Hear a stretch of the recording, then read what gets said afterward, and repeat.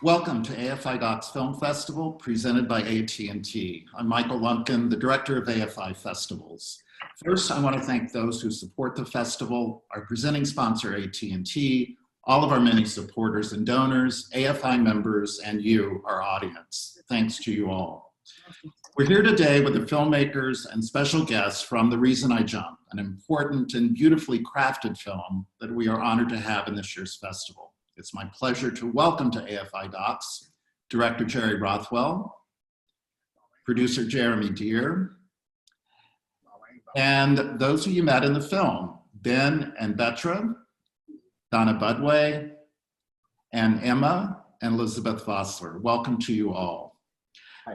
Moderating today's discussion is Lawrence Carter Long, a lifelong activist, a modern dancer, radio host and producer, and director of the Disability and Media Alliance Project of the Disability Rights, Education, and Defense Fund. My introduction to Lawrence was through the groundbreaking month-long film festival he curated and hosted on TCM, The Projected Image, A History of Disability on Film. Welcome, Lawrence. Thank you, Michael. So welcome, everyone. It's a pleasure to be here today. I'm glad to see you all from near and far.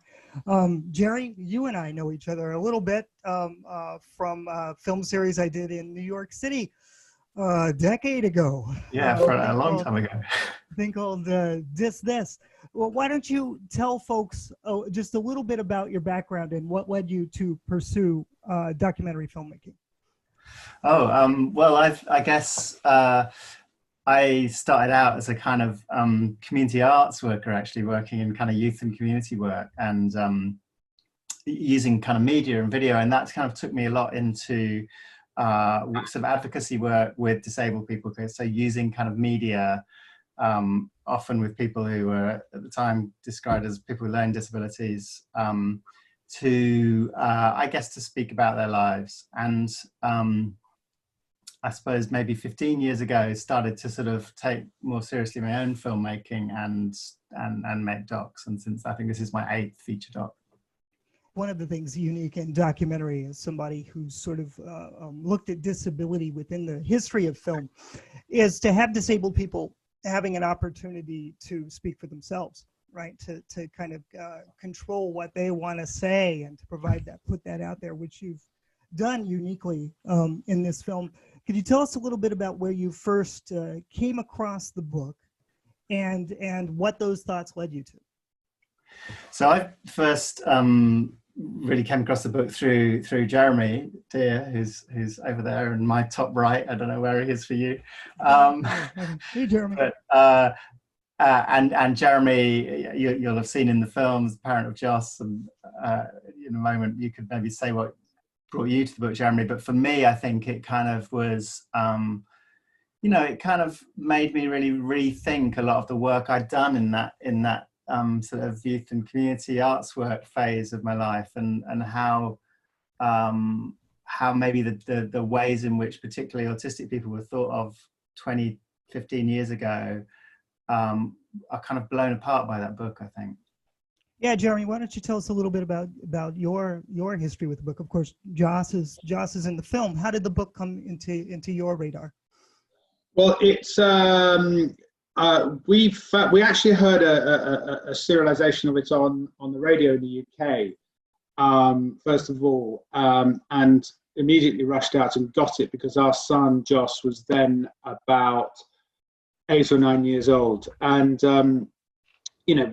we had a wonderful relationship. But I think, like a lot of autistic families, we were a little bit all at sea, in trying to understand him. And when we came across Nalki's book, it really was like it was a revelation. And I don't use that word lightly. And I think it was as much a revelation in what it caused in us. I mean, there was Nalki's experience, which I think is extraordinarily well expressed, and it's extraordinarily eloquent.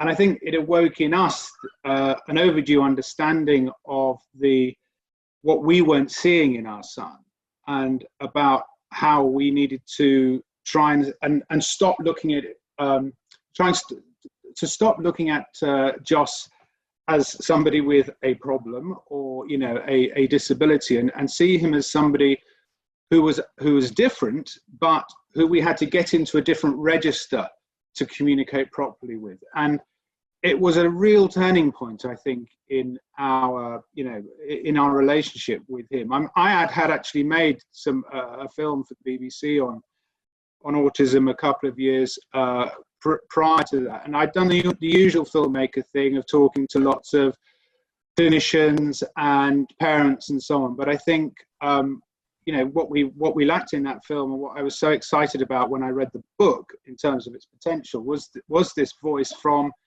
an autistic person themselves. And so when I found the book, we set about, you know, we loved it immediately. We got into contact with David Mitchell. We optioned it and then set out to find, you know, the team around it that could bring it to the screen. And unfortunately, we found Jerry. Yeah, and one of the things that really struck me when initially seeing the film and then watching it again in preparation for this was that among the different themes and the different methods of communication that you use, right? There's a lot of color and texture and light and sound and rhythm and repetition. You know, all these different things kind of factor in to the process of translation in sorts, which is in part what David did, I think, with the book, but also what the film does in attempting to relate the experience of autism and how that plays out in the world. So with that, I want to go to Emma and Ben and find out from you, what was the experience like for you in making this film, and how do you, and then I'll follow up with that after you get a chance to answer. What was this like for you, being people that are featured? Emma said it was amazing to share our story. Ben said it was highly exciting. Amazing. And what was your favorite part, now that you've had a little bit of time since the film was made? Ben said his favorite part was only everything. That's quite a lot. That's good. What about you, Emma? Emma said she loves spending so much time with Ben. Fantastic. And Elizabeth, welcome. I'm glad to have you here with us too. Among, you know, different worlds within therapy and disability, and certainly in the culture at large, facilitated communication is a little bit controversial. Could you just talk about your experience with that and how you utilize it in your work? So the approach that we're using is not facilitated communication. Okay. It's both Ben and Emma spell via spelling to communicate. And facilitated communication is one of a couple of approaches to using typing or spelling, and is definitely, you know, a good method. This is just a little bit different. So it's, you know, has been looked at with a skeptical eye, because traditionally non-speaking people are viewed as lacking in intelligence. So when finally able to express something via spelling or typing, all of a sudden it seems like this new claim of intelligence that was actually always there, just they weren't able to express it. So, but speech is the physical production of sounds. So it has nothing to do with intelligence, right? Right. As many of our spellers have pointed out, there's a lot of talking people that aren't quite so bright, you know, maybe should talk a little bit less. Examples abound, indeed. Yeah. Exactly. I think it's easy to come up with something we can relate to on that. But, you know, it's not a miracle or an overnight process. It's really about motor and developing the motor skills with the arm to point to the letters on the board. So it starts off slow, and, you know, it takes a while to get to this kind of communication. So it's really not an overnight success. I had actually worked with both Ben and Emma. We've been together since they were both 8 years old. And for years and years and years, I did traditional approaches. And then we finally tried this, and it worked. And there had been no doubt in my mind that Ben and Emma were both bright and, you know, all their cognitive abilities intact because they outsmarted me way too many times, including the time Emma managed to hijack my phone and turn my my text into Sanskrit, you know, which I was not able to undo. So I never doubted their intelligence. It was just, how do we get to it? Right, and how do you what's the right method that's going to work best for them? Right, and right. again, how you're translating that for other folks, right? I think Exactly. there was a quote from motor to instead of cognitive. Right, and there was a quote in the film I remember that said something about how neurotypicals are rubbish at understanding anything that isn't neurotypical, right? And so what happens, pragmatically speaking, is the onus has to be on the person who's trying to share their experience of the worldview, or on the disabled person, on the autistic person, to make that work somehow. Jerry, I was wondering if you could, and maybe you too, Jeremy, if you could talk a little bit about your approach to crafting the film, because you had the okay of Nauki, but Nauki didn't want to appear in the film. So could you talk a little bit about how you found the subjects that you profiled, and what that process was like?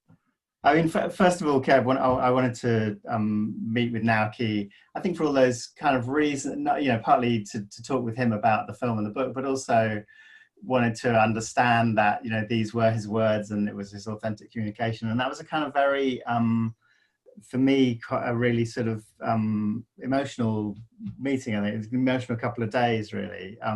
Nauki's a really kind of thoughtful, as you'd expect from his writing. But he did put this constraint on the film, which was that we couldn't. He didn't want it to be about his life. He wanted his writing to stand for itself. And I guess at the time, I'd thought of the film as like not a biopic, but something that basically was about Nauki finding his voice, and the process of writing. So that kind of sent us to rethink the film, really, and to think about it as something where kind of Nauki's writings are sort of distilled into these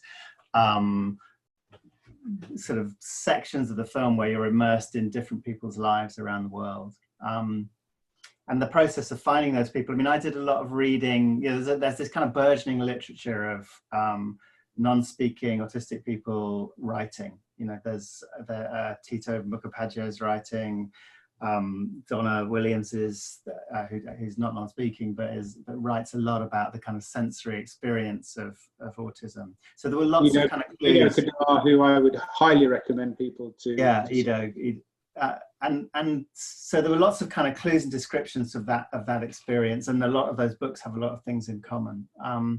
And I guess I was then kind of looking for someone that could get us into that that sort of visual idea that Nauki talks about, the difference between seeing the detail and seeing the big picture.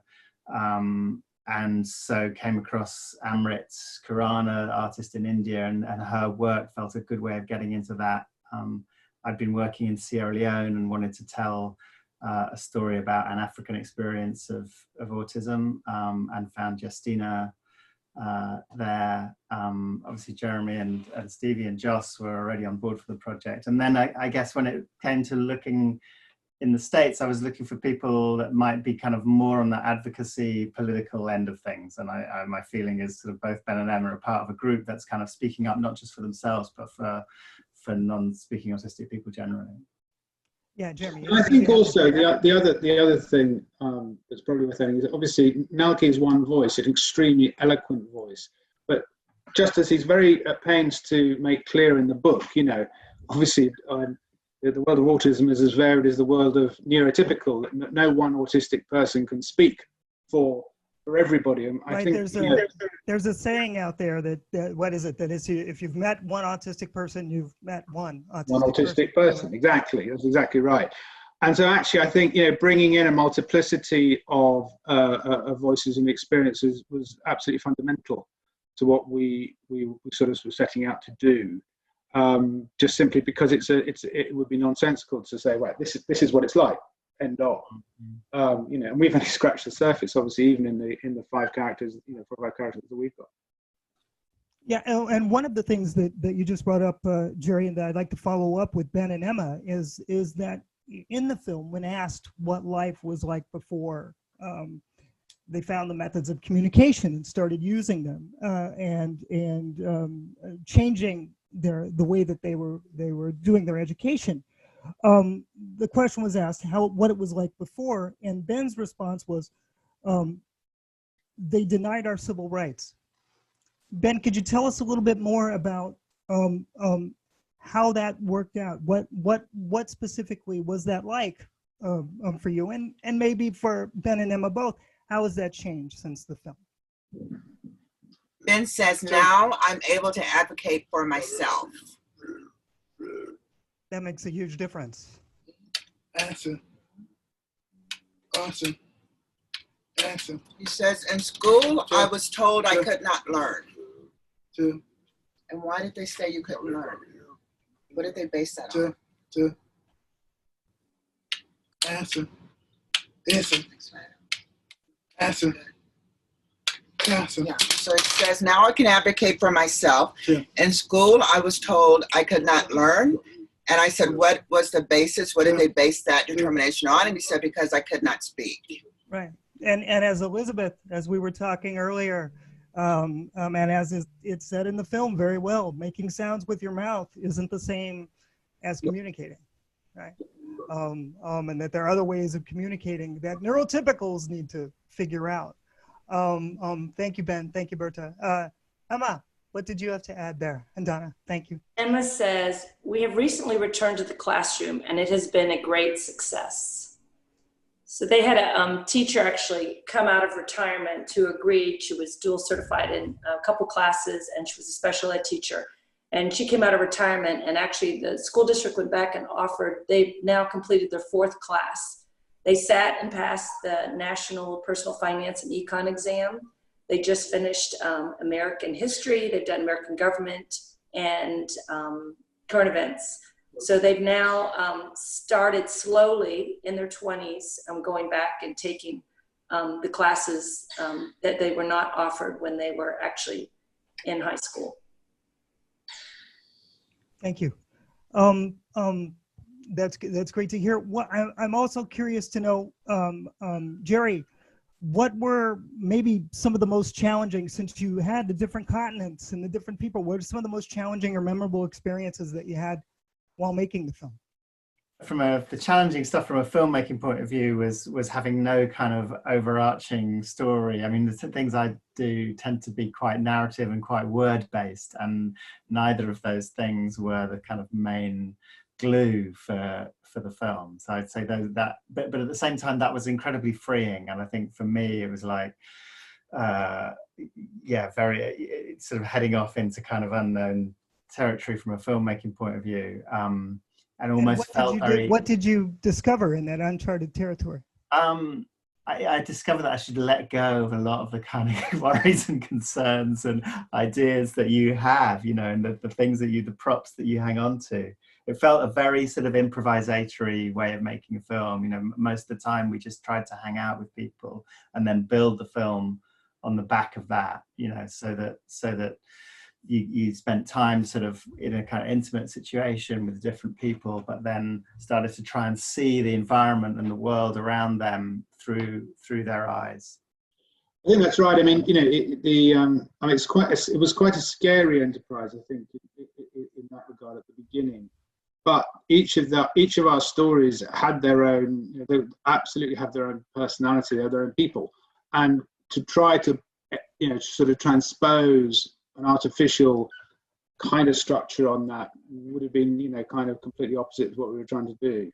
So there was an element to suck it and see, I think, in terms of, you know, what we came out with. You know, I think it was right given, you know, the subject. Were there things that came out of the editing process as you went back and started putting it all together that you maybe didn't see as you were filming? Yeah, I think there were a lot of traps as well, you know, the kind of danger of, as you were saying before, the danger of conveying the impression that Naoki's experience is the same as other people's, or that what you're seeing correspond, you know, that's why we had this kind of young Japanese boy kind of moving through these landscapes in the film, to try and create a space away from each of the characters where the book could kind of exist and didn't simply become like the people didn't become illustrations of the book, which I think would have been a real disservice to everyone who was in it. Yeah. Yeah, in the edit, I mean, the big question, I guess the biggest question was, you know, should we try and intercut the different people all the way through the film, or should we deal with it in a kind of slightly blocky kind of, you know, you're spending time with one person and then you're spending time with the next person. So the Japanese child and Naoki's narration sort of worked both to give it space and expanse, but also as a way to link it and tie these things together, because those segments popped up between the other subjects. Yeah, exactly. Yeah. I'm curious to know also about just a little bit about the process, to go back to translation for a moment. One of the most unique things are all those different elements that are used to communicate the experience, right? The color, texture, light, sound, rhythm, repetition. Was that a discovery process that came about as you were editing? Like where were those decisions made? I think we knew that from a shooting point of view, that we wanted to do this kind of hanging out with people, and then to try and sort of shoot quite subjectively in people's environments, but to make that not just a kind of a sort of artificial illustration of what it might be like to be autistic, but to try and just put an audience in seeing that place and those things in a different way and picking up on the clues people gave us. So for example, in Amrit's house, there were these fans that were just like making this constant noise, and fans and rotations are quite a big thing in Naoki's book. And I don't know whether their fans are actually that significant for Amrit herself, but it felt like we were sort of able to put an audience in a way of experiencing a room that might not be the way they would usually experience that room. Right, and focusing on those details that. Yeah, exactly. Yeah. And I think, you know, obviously because I'm Joss's dad, you know, I know what his particular kind of interest in, or the sensory, you know, pleasure that he gets out of certain things. And so whether it's the electricity substations, the green boxes, or whether it's lights or whatever, obviously those are quite filmic things. I mean, those are things which, you know, adapt really quite easily, I think, in terms of, we're not replicating exactly what he feels, but I hope what we got across was kind of the sort of the power of those things. I remember the phrasing that really stuck out for me. It looks like music. Right. Yeah. I mean that. Yeah. I do want sometimes. You know, it's a synesthetic kind of thing, and I've spoken to quite a few people with. In fact, our sound designer is synesthetic himself, and I think Joss does have a form of that, because I think he's so connected into those sensory inputs like that. Yeah, he's said that several times. And a question for everybody, I think. What do you hope AFI Docs audiences will walk away with as a result of seeing the film? What are your wishes for it as it goes out into the world? Sorry, go ahead, Jerry. No, go for it. You go. Well, I mean, basically, I think there's such lazy assumptions made. I mean, I think as Elizabeth was saying earlier, you know, we tend to presume that because people don't speak, that you know, there is a lack of intelligence, and we wanted to very much make people try and think again. And I think it's a very important, you know, idea which has emerged recently of presumed competence, which is about, you know, not assuming automatically and lazily that just because there is a different way of being, that there is a lesser way of being, and that, you know, at the end of the day, I mean, it sounds blindingly obvious, but everyone deserves respect, and everyone deserves, you know, a fair opportunity. That's what I'd like people to walk away from the film with, and I'd like people also, you know, next time, above all, from, you know, for the sake of my son certainly, and others, I think, you know, when you do see somebody behaving differently, don't judge it. You know, It's not. It's just someone being who they are. And you know, we've had like all autistic parents, we've had a number of experiences where, you know, that's unfortunately that kindness has not been evident. I hope that the film might help change that a little bit. Elizabeth, what about you? I think, you know, have been so aware this week in the news, particularly in the US, of the young boy whose mother drowned him. You know, not once. The first time was unsuccessful, but then again. And this is an autistic child. A non-speaking autistic child. And then another non-speaking autistic child who was adopted from China, who the parents have given back. The word they used was rehomed, right? Rehomed, yeah, which is really, and these two cases have been on my mind all week long. And I think, you know, the impact of this film is to change perceptions, to shine a light. And not that I think that you have to prove worthiness of life when you have a disability at all. But I think maybe if people can, instead of have this tragic narrative, look at these stories with a different eye, with hope, with realizing that these are people who fundamentally have issues controlling their body, and which includes their mouth, and to bring them into, you know, into the process, just like Jerry did with this movie. You know, it was very much informed by the autistic people in it. And I think if that makes people start to shift their thinking and looking at this differently, it's a very different value on their lives and on the contribution that non-speaking people can make. Fantastic. I think I'll give the last word to Ben and Emma. So Jerry, what about you? What are your hopes as this goes out into the world? I mean, I think it's all been said really, but I think for me, that idea of neurodiversity is such a valuable notion. You know, the idea that we all perceive the world, all of us perceive the world in subtly different ways because of our experience or our neurologies, and that you know, we do well to remember that and not to kind of normalize, to attempt to normalize our own experience, whoever we are. And assume that that's the same for others. And assume that's the, yeah, exactly. What about you, Emma? What would you like to see as a result of the film? Emma said she would like people to consider a potential for a robust social life and friendship for all autistics.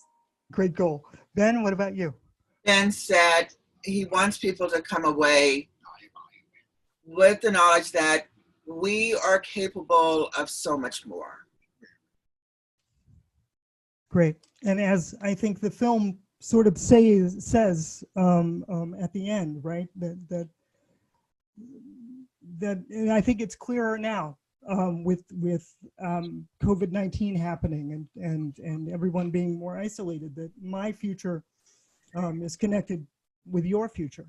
And that's something that we all need to think about as we build and put together and design and define these systems and programs, how everyone's future can be connected to the world that we create and the world that we live in. And if somebody isn't already included, what can we do to reach out and to include them? Jerry, if people want to find out more about the film, where do you send them? Social media, websites, all those kinds of things. There's a Facebook page. Pretty sure it's The Reason I Jump Film wherever you go. I think it's called The Reason I Jump Film. Instagram, Twitter, and Facebook. Okay. I mean, hopefully we'll be able to share it in a cinema with somebody, with some people at some point, you know. Fingers crossed. Any final words from anybody? Anything you thought of in the middle that you wish I'd asked, or that you wish somebody would have asked, that you'd like to say before we let folks go?